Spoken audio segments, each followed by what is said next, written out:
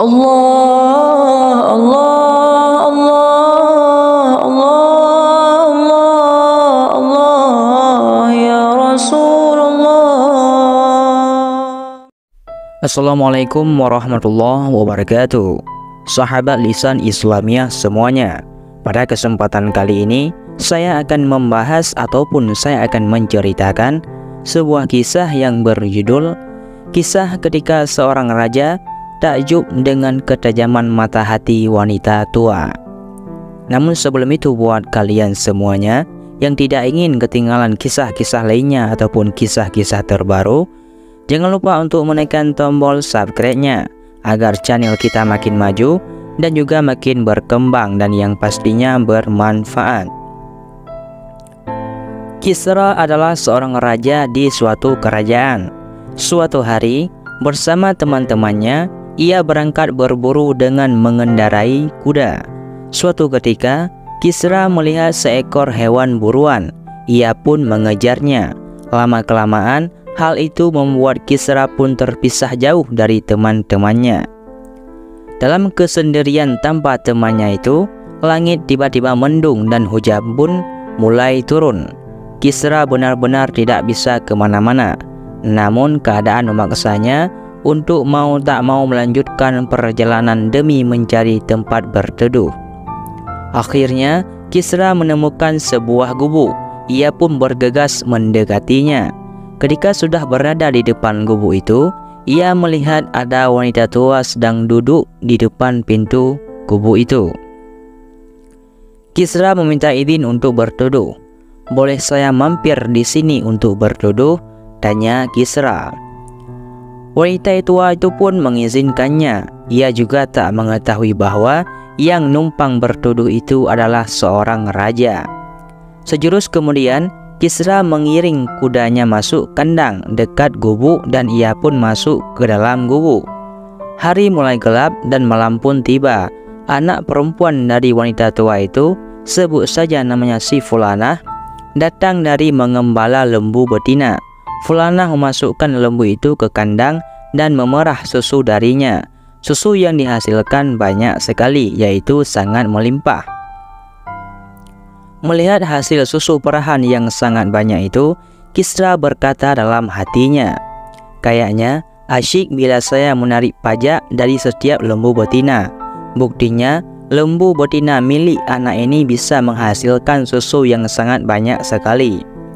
Waktu terus berlalu. Wanita itu menyuruh anaknya, yaitu si Fulanah, untuk memerah susu lagi. Namun sayang, tak ada susu yang bisa diperah.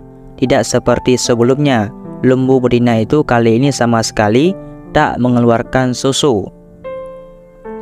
"Wahai ibu, agaknya sang raja memiliki niat jahat kepada kita, para rakyat," kata Fulanah kepada ibunya. "Kenapa?" kata wanita tua itu. Fulanah menjelaskan keadaan lembu betinanya yang tak bisa mengeluarkan susu sama sekali. "Ya sudah, nanti lagi, malam masih panjang," kata wanita itu kepada anaknya, yaitu si Fulanah. Kisra yang mendengar percakapan itu merasa heran.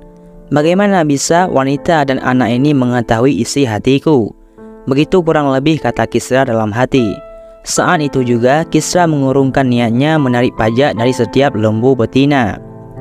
Beberapa saat setelah itu, wanita tua itu memanggil Fulanah dan memerintahkannya lagi untuk memerah susu.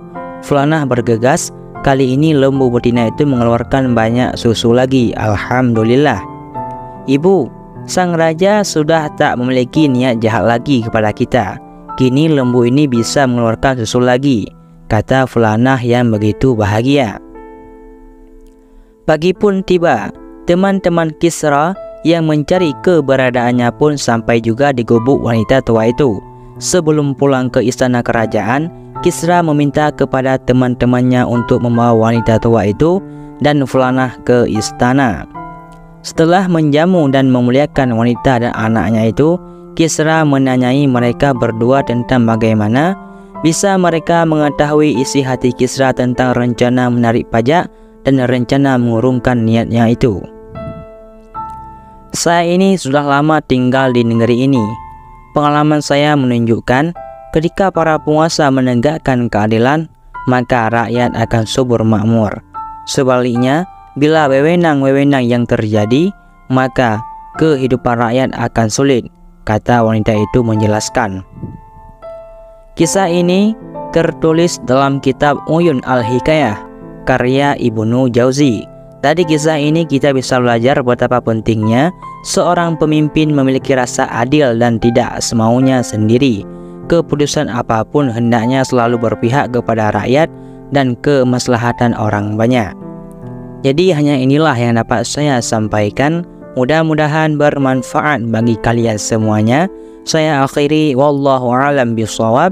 Assalamualaikum warahmatullahi wabarakatuh.